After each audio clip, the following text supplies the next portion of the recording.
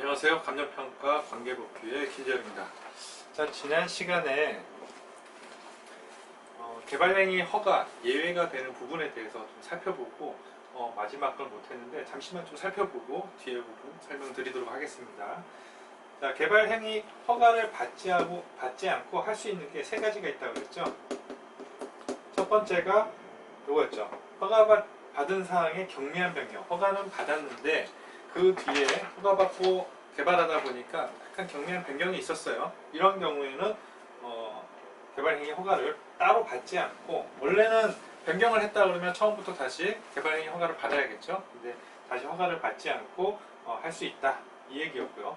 두 번째가 허가 예외였어요. 아예 허가 없이, 허가 받지 않고 할 수 있는 개발행위가 있었죠. 그 다음에 마지막으로 말씀드린 게 경미한 행위예요. 경미한 행위. 행위 자체가 경미하기 때문에 개발행위 허가를 받지 않아도 되는 것. 그래서 이렇게 세 개로 구분해서 학습하시라 이렇게 말씀드렸어요. 근데 지난 시간에 경미한 행위에서 건축물 건축하는 것은 경미하지 않죠. 허가를 받아야 되는 거고요. 공작물을 공작하는 것도 설치하는 것도 때에 따라서는 규모가 크다면, 이거보다 규모가 크다면 건축 허가나 건축 신고를 받아야 되는 거예요. 그런데 그렇지 않고 이거보다 작다면 공작물임에도 불구하고 경미한 행위로서 개발행위 허가 없이 가능한 행위가 되는 거고요. 그 다음에 형질 변경, 채취, 적치까지 있었죠. 지난 시간에 안 한 게 분할이에요. 분할. 자, 토지 분할하는 데 있어서 허가 없이 가능한 행위가 있어요.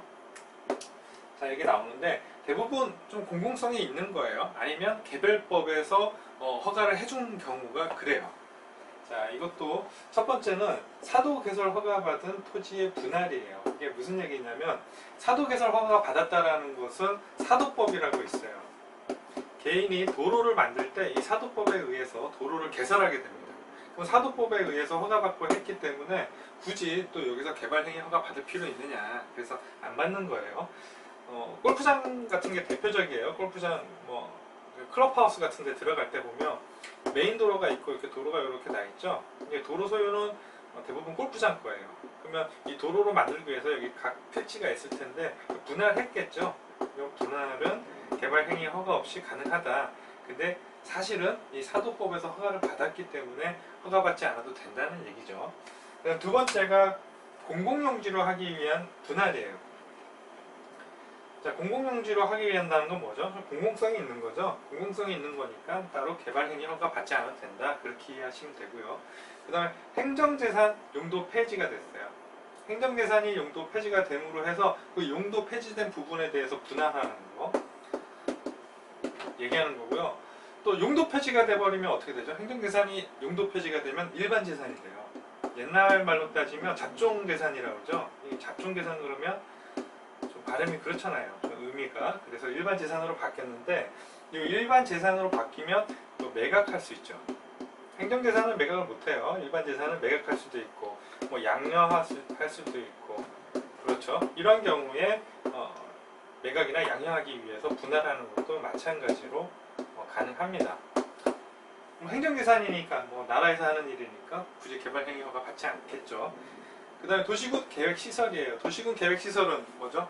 기반시설을 설치하기 위한 거예요. 정확히 얘기하면 도시군 계획시설을 설치하기 위한 거예요. 공공시설이나 도로, 학교 이런 거 하기 위해서 토지를 분할한다? 그럼 공공성이 있으니까 개발행위 허가 받지 않아도 된다, 이 얘기고요. 그 다음 마지막으로 이미 5m 이하의 토지 분할 제한 면적 이상이다. 이게 무슨 얘기냐면, 자, 5m 이하로는 토지 분할을 못해요. 못하죠? 근데 이미 이 너비가 이미 5m 이하예요. 한 4m라고 할까요? 근데 이 면적이, 이걸 분할하려고 그래요. 이렇게 분할하려고 하는데, 분할하고 난 이 나머지 면적이 건축법에서 얘기하는 토지 분할 제한 면적보다 크다. 이미 너비 5m인 건 어떡하겠어요? 너비가 5m 이하짜리인데 이 분할하고 나서도 이 면적이, 전체 면적이 토지 분할 제한 면적보다 크다 그러면 그때는 개발행위 허가를 받지 않아도 된다, 이 얘기입니다. 자, 여기까지 해서 분할을 설명드렸어요. 경미한 행위였어요. 경미한 행위. 책은 페이지가 좀 다를 수도 있는데 제가 말씀드리는 페이지 부분에서 찾아보시면 나올 거예요. 크게 차이는 없으니까. 자, 99페이지 정도고요. 박스 안에 토지 분할 이렇게 되어 있어요. 거기에 나오는 얘기예요. 요거를 기억하신다면 사공행도 이상, 사공행도 이상 이렇게 해서 기억을 해두시기 바랍니다. 자, 그 밑에 보시면 박스 밖에 보시면 4번 개발행위의 절차 있죠. 자, 우리가 개발행위 허가의 대상 배웠고 또 개발행위 허가 받지 않아도 되는 거 이렇게 학습했어요. 그러면 이제 개발행위를 어떻게 허가받는지 그 절차를 살펴볼 시간입니다. 허가 절차예요. 자, 절차에서 제일 처음에 자, 우리 허가 대상 공부했었죠? 요거 다시 한번 좀 얘기를 드릴게요. 자, 허가 대상이 건축하고 공작물 설치하고 형질 변경, 채취 분할, 적치 이렇게 있었죠. 근데 가만히 보시면 공작물 건축하거나 건축물을 건축하거나 공작물을 설치하는 것은 사실상 국토개혁법의 개발행위 허가를 받는 게 아니에요. 얘네들은 어디서 받냐면 건축법에서요. 건축법에 의해서 허가 규모에 따라서 허가 또는 신고를 하게 돼 있어요. 그러면 허가 받거나 신고하게 되면 그때는 의제해 주게 됩니다. 뭘 의제해요? 국토계획법의 개발행위 허가를 의제해 준다. 이렇게 건축법에 가면 나와 있어요. 나중에 또 학습할 거니까. 그래서 사실상 건축법에서 허가를 하게 되고요.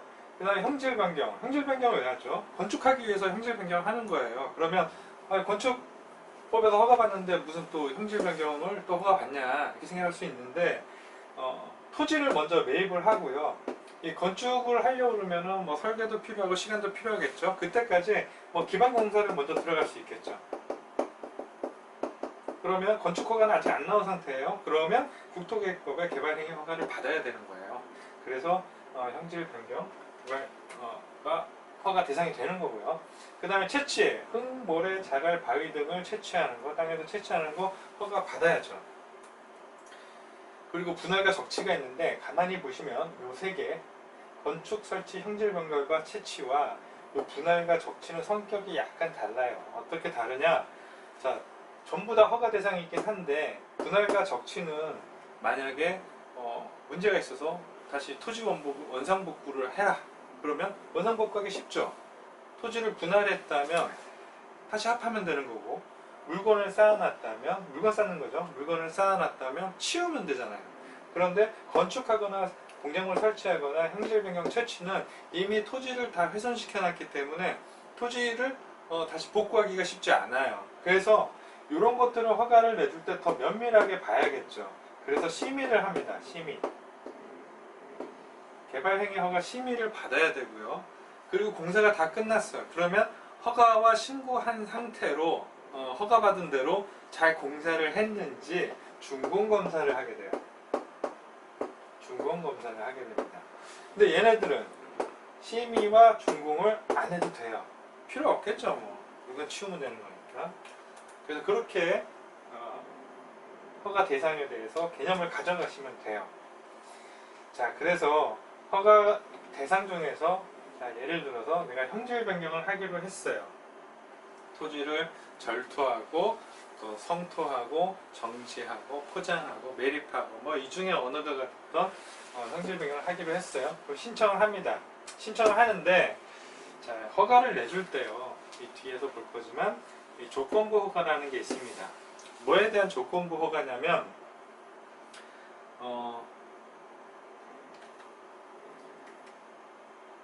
자, 여기 나오는데 환경을 오염시킬 우려가 있어요. 그러면 환경 오염에 대한 대비책이 필요하겠죠. 그런 걸 조건으로 걸 수도 있는 거예요. 마찬가지로 경관에 대해서도 조건을 걸 수도 있고요. 그 다음에 유해시설, 그 다음에 기반시설, 기반시설 설치하기로 해놓고 도로 설치한다고 해놓고 도망갈 수도 있잖아요. 또 이런 걸 조건으로 걸 수도 있고, 야, 너가 이 건물을 지으면 이 도로가 복잡해지니까 좀 넓게 지어라. 그렇죠? 그렇게 조건을 걸 수 있겠죠. 그래서 기반시설 설치를 또 조건으로 할 수도 있고, 그 다음에 조경, 건물지면 너무 주변 환경이 삭막해지니까 나무 좀 심어라.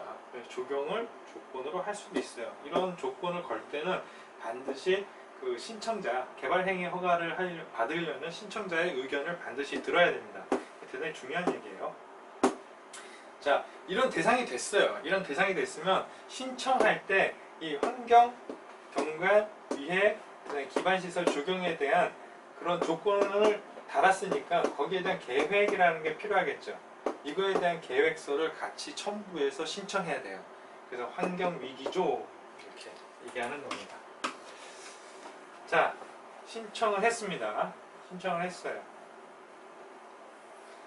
자, 그런데 개발행위 허가를 받고자 하는 지역이 만약에 도시계획 사업이 있어요. 도시계획 사업이라는 건 뭐 도시개발 사업일 수도 있고 정비 사업일 수도 있고 도시군 계획시설 사업일 수도 있고 여러 이제 세 가지가 있었죠. 이 사업 중에서 지금 그게 일어나고 있는 상황이면 거기에 시행자가 있을 거예요. 그 시행자한테 의견을 들어봐야죠. 도시군 계획시설을 설치하는 시행자에게 야, 여기 개발행위 허가 내주면 너가 사업하는데 문제가 없겠니? 라고 물어봐야겠죠. 안 물어보고 했다가 이 도시군 계획시설 사업이 잘 안 되면 문제가 커지잖아요. 공공성이 있는 사업이거든요. 그러니까 먼저 시행자에게 의견을 물어보고 이 사람이 문제 없다 그러면 개발행위 내주게 되는 거죠. 그 다음에 자, 신청을 하는데 조건 중에서 기반시설이 있었죠. 자, 도로를 설치하기로 조건부에서 도로를 설치하기로 하고 건물을 짓기로 한 거예요. 뭐 예를 들어서 뭐 할인 매장, 큰 대형 할인 매장이다, 아울렛 이런 거라고 상상을 하시면 됩니다. 그걸 하기로 했어요. 그러면 그 도로는 누가 가져가냐면 도로를 관리하는 관리청이 무상 귀속하게 됩니다. 무상으로 가져가게 되는 거예요. 그러면 그 도로 받을 사람한테 의견을 들어봐야겠죠. 그래서 공공시설관리청에게 의견을 물어봅니다. 자, 여기서 의견 청취 과정이 있고요. 그러고 나면 이제 건축과에서 다 모든 걸 해결할 수 있는 건 아니죠. 이와 관련된 여러 가지 관계 부서가 있을 거예요. 해당 부서에 협의를 하게 됩니다. 협의를 하고 그 다음에 심의를 하게 돼요. 이 심의는 이 허가 대상 중에서 분할과 적치는 아니죠. 그러면 건축과 설치는 건축법에서 할 테니까 결국 여기서 심의한다는 얘기는 뭐죠? 그러면 품질 변경이랑 채취 이 두 가지에 대해서 얘기하는 거겠죠. 이 두 가지에 대해서 얘기하는 거예요. 근데 이 심의는 조금 이해가 좀 설명을 좀 드려야 돼요. 예를 한번 들어볼게요. 어떤 사람이 자, 여기다가 자기 토지예요. 토지에다가 건물을 이렇게 한 5동 지어서 뭘 하려고 하냐면 펜션 사업을 하려고 합니다. 펜션 사업을 하려고 하는데 자, 이걸 개발행위 허가를 받아야겠죠. 펜션 사업을 하려면. 그래서 개발행위 허가 받으러 갔더니 개발행위 허가를 해주는 데서 그렇게 얘기해요. 아, 여기는 주거지역, 상업지역, 공업지역도 아니고 녹간농자예요. 녹간농자, 비개발지 녹간농자인데 여기는 아직 계획이 뚜렷하게 없으니까 네가 이거 펜션 하려면 여기에 지구 단위 계획이라도 만들어 와라 그러는 거예요. 계획이 없으니까 계획을 만들라는 거죠. 우리가 배우는 법이 국토의 계획 및 이용에 관한 법률이에요. 국토 계획이 먼저 있어야죠. 그래야 이용을 하는 거잖아요. 계획이 없으니까 계획 짜와라 그래요. 근데 개인이 펜션 사업 한다고 건물 몇 개 지어서 펜션 사업 하려고 그러는데 무슨 지구 단위 계획 뭐 이런 걸 짜오라 그러면 할 수 있겠습니까? 안 되죠. 그러니까 이거는 개인 재산에 대한 사유재산이죠. 사유재산에 대한 침해가 커요. 그래서 야, 이거 너무 심한 거 아니냐? 그러니까 듣고 보니까 너무 심한 것 같아. 그래서 일정 규모 이하면 이거는 소규모 개인 사업, 개인 개발이다, 사적 개발이다라고 판단하고 여기에 대해서는 허가를 해주자 이렇게 된 겁니다. 이 규모를 허가 기준 규모라고 해요. 허가 기준 규모. 그래서 주거지역, 상업지역, 공업지역 같은 경우는 이미 개발하기로 한 땅이잖아요. 계획이 어느 정도 있어요. 그래서 허가 기준 규모보다 작으면 그때는 그냥 허가를 해줘요. 허가를 해주고 주상공지역에서 허가 기준 규모보다 크면 그때는 심의를 거쳐요.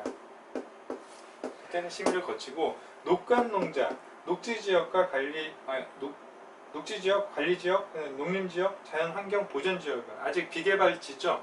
네, 그래서 허가 규모보다 작으면 그때는 사적 개발로 보고 소규모 개발로 보고 심의를 거쳐서 허가를 내줍니다. 그런데 일정 규모, 허가 기준 규모보다 크면 어떻게 되죠? 불허가 해줘요. 허가 안 해줘요. 그러면 내가 좀 개발하고자 하는 곳이 허가 기준 규모보다 크다. 그럼 어떻게 개발하죠? 불허가 할 텐데 이때는 지구 단위 계획으로 지정하던가 아니면 개발진흥지구를 지정하던가 아니면 도시개발 사업을 통해서 여기를 개발해야 돼요. 굉장히 큰 규모의 사업이 되는 거죠. 그래서 주상공과 녹간농자가 좀 다르다 이렇게 이해하시면 되고요. 그 다음 채취는 3만 제곱미터 3만 세제곱미터 부피죠. 부피니까 3만 세제곱미터보다 크면 그때는 심의를 거치게 됩니다. 자, 이렇게만 이해해 주시면 돼요. 자, 그러면 심의 생략이 있어요. 심의를 안 받아도 되는 경우. 그럼 여기에서 좀 여러 가지가 있는데 제일 중요한 거 먼저 말씀드릴게요. 요거예요. 지구 단위 계획과 성장 관리 방안. 이거예요. 자, 첫 번째 타법이라고 나와 있었죠. 타법이라는 것은 다른 법률에 의해서 심의를 이미 받은 거예요. 다른 법에 의해서 개발하는 거예요. 그래서 심의를 거기서 뭔가 거쳤겠죠. 그런 비슷한 것들을. 그러니까 심의를 생략하는 거고요. 지구단위 계획과 성장관리 방안은 성장관리 방안은 뒤에서 설명을 드릴게요. 그냥 지금은 이렇게만 생각하세요. 지구단위 계획과 성장관리 방안은 어느 일정 구역 내에 굉장히 세부적인 계획이에요. 어떻게 개발 방향을 가져나가겠다는 아주 구체적이고 상세한 계획입니다. 계획이 있으니까 이 계획대로 개발하면 되죠. 그러니까 심의를 생략하는 거예요. 계획대로 개발한다고 보고 그 다음 교통영향평가도 환경영향평가도 이 평가 시에 심의를 거치니까 생략할 수 있는 거고요. 그 다음에 농어촌 정비사업도 농어촌 정비사업에 의해서 심의를 거칠 테니까 이것도 생략이고요. 사방사업은 뭐죠? 재해를 방지하기 위한 거예요. 재해 예방을 위한 여러 가지 시설 사업인데 이 사방사업법이라고 있어요. 그 법에 의해서 진행하는 거니까 심의를 생략할 수 있다. 이렇게 생각하시면 돼요. 내용이 많죠? 그럼 여기에서 요거만이라도 반드시 꼭 체크를 해 두시기 바랍니다. 이 두 개에 대해서는 생략할 수 있다. 자, 그럼 심의까지 봤고요. 자, 심의가 끝나면 그다음 허가를 내줘야죠. 자, 허가 처분을 하던가 불허가 처분을 하던가 그렇게 둘 중에 하나가 될 거예요. 근데 이걸 시간을 마냥 주면은 신청 받아놓고 시간 계속 끌 수 있어요. 그렇게 되면 개인한테 굉장히 불이익이 당할 수가 있어요. 왜냐하면 토지를 매입하는데도 뭐 대출을 받았을 거고요. 그다음 공사를 들어가려면 뭐 설계나 뭐나 들어갔을 건데 설계 다 나왔는데도 불구하고 허가가 안 떨어져서 계속 간다 그러면 이자 부담도 크고 손실이 많겠죠. 그래서 날짜를 저희 지정해 놨어요. 15일 이내 심의나 협의는 좀 얼마나 걸릴지 예측하기가 어려우니까 이건 제외를 하고 15일 이내 허가 또는 불허가 처분을 뭘 통해서 하냐. 그냥 구두로 하면 안 돼요. 서면 종이 문서로 알려주던가 아니면 국토 이용 정보 체계를 통해서 알려주라 이 얘기예요. 이거 뭐죠? 그냥 인터넷을 통해서 알려주라 이 얘기죠. 요즘은 다 인터넷을 통해서 내용을 확인할 수 있죠. 그리고 이 허가에서는 이제 조건부 허가가 가능하다고 아까 말씀을 드렸어요. 그 얘기고요. 그 다음 자, 이 조건부 허가를 해주는데 또 이 조건부대로 안 하고 도망갈 수도 있잖아요. 그렇죠? 그래서 이행 보증금이라는 걸 받습니다. 자, 뭐에 대한 이행 보증금이냐면 이거 외울 필요는 없어요. 그냥 설명만 들으시면 됩니다. 요 얘기예요. 굴비 발차기라고 써놨는데 굴비가 발차기 할 리가 없죠. 뭐의 약자냐면 이런 거예요. 자, 굴착을 해요. 자, 굴착을 하게 되면 토지가 붕괴될 수도 있겠죠. 붕괴된 상태에서 그대로 내비두고 다른 주민에게 피해를 주고 도망가 버리면 안 되죠. 그 다음 B는 비탈면이에요. 비탈면 토지를 절토를 했어요. 산을 이렇게 되게 딱 잘랐어요. 잘랐으면 이 비탈면에 대해서 여러 가지 처리를 해줘야 돼요. 비탈면 처리를 안 해놓고 가면은 이 산사태가 일어날 수 있죠. 그래서 큰 피해를 불러오는데 그걸 제대로 처리 안 하고 도망갔다 이런 경우도 있을 수 있고요. 그 다음 발파 뭘 터트렸어요. 산 깎느라고 터트릴 수도 있고 터트리게 되면 어떻게 돼요? 비산먼지 먼지가 막 온 동네 다 깔아서 농작물 피해도 크고 그런데 도망갈 수도 있죠. 그다음 차량 통행. 이 차량 통행도 오염이 상당합니다. 막 기름도 많이 유출되고, 그다음 도로도 무너지고, 차량 통행에 대해서 또 책임을 물을 수도 있고요. 그다음 기반시설 설치해 놓기도 하고 안 하고 도망갈 수도 있죠. 자, 이런 거를 제대로 처리를 안 하고 도망가면 어떻게 되죠? 자, 그때는 허가와 다르게 했다면 토지 원상 회복 명령을 내립니다. 그러니까 다시 복구시켜놔. 그런데 그렇게 안 하면 행정 대집행이 일어나게 되고요. 행정 대집행이 일어날 때 돈 들어가죠. 사람들 인건비 들어갈 거 아니에요. 그러면 그때 이행 보증금으로 사용하게 됩니다. 자, 이런 걸 제대로 처리 안 하고 도망가는 걸 방지하기 위해서 공사비 20% 이내에서 돈을 받는 건데, 자, 공공은 어때요? 개인이라면 도망갈 수도 있죠. 뭐 돈이 뭐 부족해서 사채업자한테 몰려가지고 도망갈 수도 있는데, 공공은 그렇지 않죠. 그래서 공공은 이행보증금 대상이 아니라는 거, 당연한 얘기지만 시험에 곧잘 나옵니다. 꼭 체크를 해두시기 바랍니다. 그래서 여기에선 요구하고 조건부 허가할 때 신청자 의견을 반드시 들어야 된다는 거, 이 두 개 잘 챙겨두시면 돼요. 자, 이렇게 허가를 받았으면 공사를 할 거고요. 공사가 끝나게 되면 준공검사를 하게 되겠죠. 준공검사의 대상은 뭐였죠? 토지 형질 변경하는 거랑, 그 다음에 채취였죠. 흙모래 작업 관리에 채취에 대해서는 준공을 검사를 받고, 건축과 공작물 설치하는 것도 준공검사를 받죠. 어디에서? 건축법에서 받는 거예요. 그 다음에 토지 분할과 물건을 쌓는 적치 행위는 개발행위 허가 대상이긴 하나 준공의 대상은 아니었죠. 심의 대상도 아니었고요. 그걸 주의하시면 됩니다. 자, 여기까지 해서 개발행위 허가 절차를 봤어요. 자, 책은 4번 개발행위 절차였고요. 다음 가로 1번이 신청자 서류의 제출, 가로 2가 의견 청취, 자, 가로 3이 도시계획위원회 심의였죠. 예, 이거대로 내용을 쭉 보시면 됩니다. 그 다음 4번이 심의에 대한 얘기였고요. 5번이 허가 또는 불허가 처분. 4번이 심의의 예외에 대한 얘기고요. 그 다음에 5번이 허가 또는 불허가 처분이고, 6번이 처분 통보를 어떻게 한다? 서면으로 또는 국토이용정보체계를 통해서 알려줘라. 그 얘기가 6번에 나오고요. 그 다음 7번이 조건부 허가에 대한 얘기였어요. 조건부 허가에 대해서 하나만 더 좀 챙길게요. 어디 얘기냐면 조건부 허가에서 두 번째예요. 자, 읽어보면 특특시장 군수는 개발행위 허가를 하는 경우에는 대통령령으로 정하는 바에 따라 그 개발행위에 따른 기반시설의 설치 또는 그에 필요한 용지의 확보, 위해 방지, 환경오염 방지, 경관, 조경 등에 관한 조치를 할 것을 조건으로 개발행위 허가를 할 수 있다. 조건부 허가였고요. 그 다음 환경위기조에 대한 얘기였죠. 근데 여기에서 기반시설이 있죠. 기반시설은 어떤 구역에서는 기반시설에 관한 것은 조건으로 할 수 없는 데가 있어요. 어디냐면 뒤에서 배울 겁니다. 개발 밀도 관리 구역이에요. 개발 밀도 관리 구역.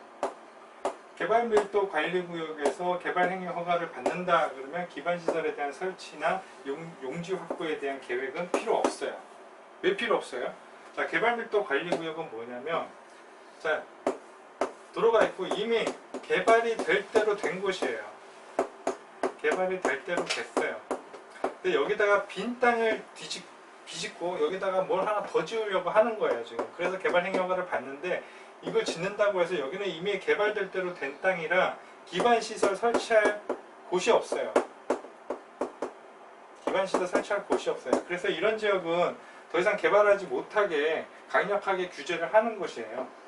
근데 여기에서 기반시설 설치나 용지 확보에 대한 계획을 달라. 기반시설 설치할 자리도 없는데. 그럼 말이 안 되죠. 그래서 개발밀도 관리구역에서는 기반시설 설치에 관한 그리고 용지 확보에 관한 계획서가 필요 없다. 여기까지만 정리해 두시면 되겠습니다. 그 다음 8번이 준공검사였어요. 자, 그 다음 5번 개발행위 허가의 기준입니다. 개발행위 허가의 기준 102페이지 정도 됩니다. 자, 개발행위 허가는 도대체 어떤 기준으로 허가를 내주냐 이거죠. 이것도 뭐 밑도 끝도 없이 자기가 허가 내주고 싶어서 내주고 내주기 싫다고 해서 안 내주고 그런 거 아니에요. 정확한 기준이 필요합니다. 그 기준이 뭐냐면 이렇게 기억하시면 돼요. 경기도에 성이 있는데 규모가 굉장히 커요. 경기 도성 규모, 요거를 기억하시면 돼요. 자, 경은 뭐냐면 경관과의 조화예요. 자, 경관과 조화로 와야겠죠. 조화롭지 않게 주변 환경 되게 예쁘고 아름다운데 거기에다 터무니없이 30층짜리 고층 아파트 탁 지어서 한다면 안 되겠죠. 부산에 가면 그런 곳이 하나 있더라고요. 그 다음 기반시설 설치나 용지 확보가 돼야 되죠. 예, 기반시설은 부족한데 거기에다 개발행위 허가를 내주면 기반시설이 더 부족해지니까 충분한 기반시설 설치를 할 수 있거나 아니면 거기에 대한 용지가 확보되어 있어야 된다는 거고, 그 다음 도시계획 사업이나 도시군 관리계획에 어긋나지 않아야 돼요. 위반되지 않아야 돼요. 왜? 이건 좀 공공성이 있는 거죠. 공공성이 우선되는 거니까. 그 다음 성장관리 방안에 맞아야 됩니다. 성장관리 방안은 지구단위 계획과 굉장히 유사하다고 그랬어요. 그러면 그 지역에 상세한 계획인데 그 계획에 맞게 개발해야죠. 그러니까 성장관리 방안에 맞아야 되고요. 그 다음 허가 기준 규모에 적합해야 됩니다. 이거보다 크면 허가 안 내준다고 그랬죠. 그러나 주상공에서는 심의를 거쳐서 내줄 수는 있어요. 근데 허가 기준 규모보다 크면 안 내줘요. 그래서 이 규모를 하나의 허가 기준으로 잡을 수 있죠. 그러고 나서 자, 그 해당 지역이 지역을 세 가지로 나눕니다. 세 가지로 나눠요. 하나는 시가와 용도예요. 시가와 용도는 주상공입니다. 주거, 상업, 공업지역이에요. 그 다음 또 다른 하나는 유보용도 지역이에요. 유보용도 지역은 아직 개발을 유보한 그런 곳이에요. 어디냐면 계생자예요. 계생자가 뭐냐면 계획관리, 생인, 생산관리, 그 다음에 자가 자연녹지예요. 자연녹지 그거고요. 그 다음 보전 용도는 보존하기 위한 용도죠. 이거 주상공이랑 계생자 빼고 그 외의 것을 얘기하는 겁니다. 자, 그러면 이거 나눠서 어떻게 하냐. 만약에 주상공 지역이다. 그럼 그 지역에 용도 지역에 제한이 있겠죠. 건폐율, 용적률 높이 등의 여러 가지 행위 제한이 있겠죠. 그 행위 제한에 맞게 허가를 내주면 돼요. 필요하다면 완화해 줄 수도 있긴 해요. 근데 일단 용도 지역 제한에 따라서 한다라고 기억을 해두세요. 그리고 유보용도는요. 유보용도는 계획을 아직 유보한 곳이죠. 그래서 심의를 거쳐서 강화하거나 완화해 줄 수 있어요. 행위 제한을. 그 다음 보존용도는 보존해야죠. 그래서 심의를 거쳐서 그 지역의 행위 제한보다 더 강화할 수도 있어요. 경우에 따라서는. 그래서 중요한 것은 이거예요. 자, 유보 용도는 강화 또는 완화지만 보존 용도는 강화만 되는 거지. 여기 완화도 된다 그러면 어때? 틀린 거야. 완화는 안 된다는 거 꼭 체크해 두시기 바랍니다.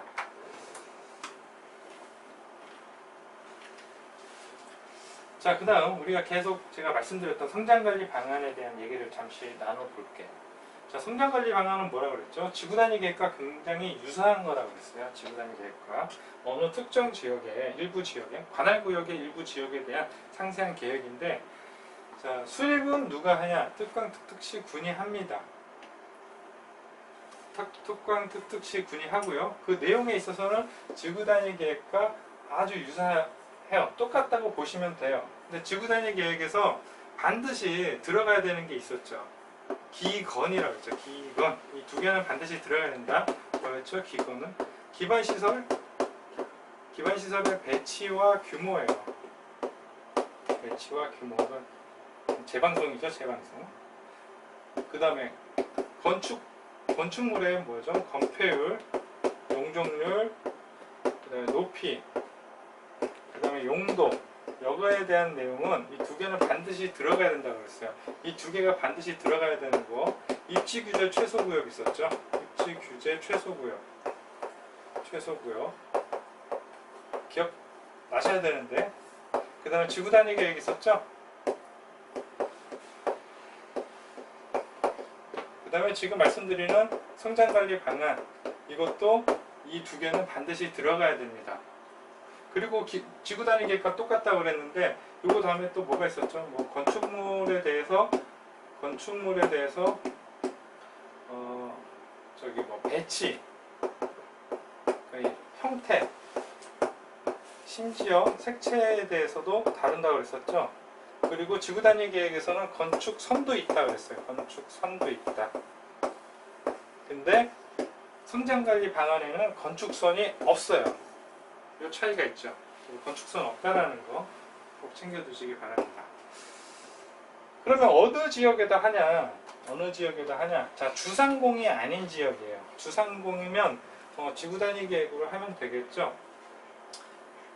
주상공이 아닌 지역, 그러면 유보용도와 보존용도 이 두 개 지역에다가 하는 거예요.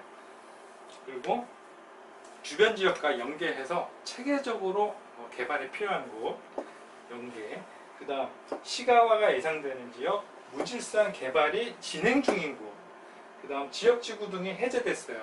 지역지구 등이 변경되거나 해제돼서 규제가 완화됐어요. 규제가 완화되는 지역, 이런 지역이라면 어떻게 돼요? 이런 지역이라면 여하튼 개발 압력이 굉장히 높아지는 그런 지역이에요. 그러면 가만히 내비두면 난개발이 되니까 이런 성장관리 방안을 짜서 거기에 체계적인 개발이 될 수 있도록 하자, 이 얘기입니다. 그러면 요거대로 개발을 하게 되면 뭔가 인센티브는 줘야겠죠. 지구단위 계획과 유사합니다. 인센티브를 줘요. 어디다 주냐? 계획관리, 생산관리, 자연녹지라면 성장관리 방안을 수립하면 거기에다 건물을 짓게 되면 건폐율과 용적률을 완화시켜줍니다. 완화시켜줘요. 자, 그래서 계획관리는 50%, 생산관리, 자연녹지는 30까지 건폐율을 완화시켜줍니다. 원래 건폐율은 뭐죠? 걔는 40이에요. 건폐율이 40. 생산관리와 자연녹지는 22, 24, 22 이렇게 기억했었죠? 20이에요. 근데 각각 10씩 올려준 거예요. 10씩. 그래서 50, 30이 되는 거예요. 그리고 계획관리는 125% 이내에서 조례로 용적률까지 완화해 줄 수 있어요. 그래서 내가 계획관리 지역인데 여기에 성장관리 방안이 수립됐다. 그러면 기존에는 건물을 이렇게밖에 못 지었지만 성장관리 방안을 짜줌으로 해서 더 높게, 좀 더 크게 지을 수 있죠. 이 얘기는 뭐죠? 토지 가격이 상승한다는 얘기예요. 좋은 일이에요, 나쁜 일이에요? 좋은 일이죠. 네. 축하드릴 일입니다. 자, 그래서 성장관리 방안에 대해서 알아봤습니다. 그러면 책을 잠깐 볼까요? 어디까지 진행됐나? 자, 5번 개발행위 허가의 기준 봤고요. 그 뒤에 다음 장이 개발행위 허가의 규모예요. 요거는 잠시 쉬었다가 다음 시간에 이어서 하도록 하겠습니다. 고맙습니다.